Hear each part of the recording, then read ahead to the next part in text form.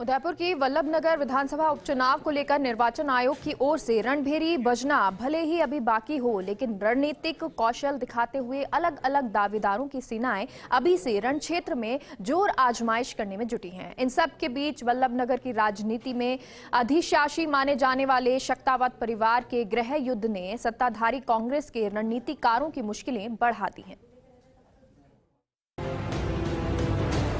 उदयपुर की वल्लभनगर विधानसभा सीट पर होने वाले सभी चुनाव यूं तो बेहद रोचक और राजनीतिक दांवपेचों से भरपूर हैं, लेकिन इस बार के उपचुनावों में पहले से अजब हालात हैं।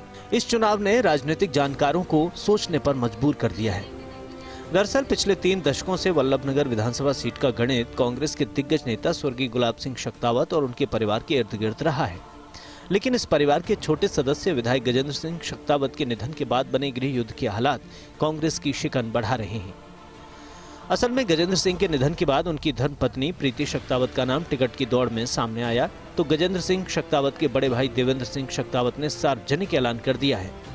देवेंद्र सिंह शक्तावत ने कहा कि अगर प्रीति शक्तावत को कांग्रेस ने उम्मीदवार बनाया तो वे निर्दलीय चुनाव लड़ेंगे।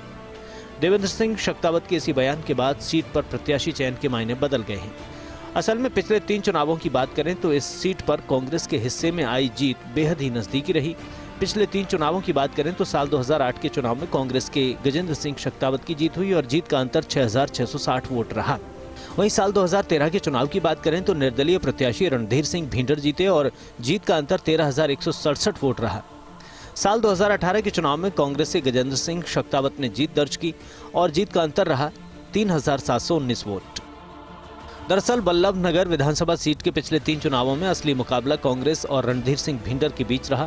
खास बात यह रही कि तीनों चुनावों में कांग्रेस की जीत और हार का अंतर बेहद नजदीकी रहा। ऐसे में इस बार अगर शक्तावत परिवार के किसी सदस्य का निर्दलीय हो जाना, चुनाव में एक दूसरे को हार के कगार पर पहुंचाने की रणनीति अख्तियार करना कांग्रेस के लिए नुकसानदेह साबित हो सकता है। शायद यही वजह है कि पार्टी अब पारिवारिक कलह के इस द्वंद्व से बाहर निकल किसी गैर शक्तावत दावेदार को जीत की राह में लाने का प्रयास करेगी।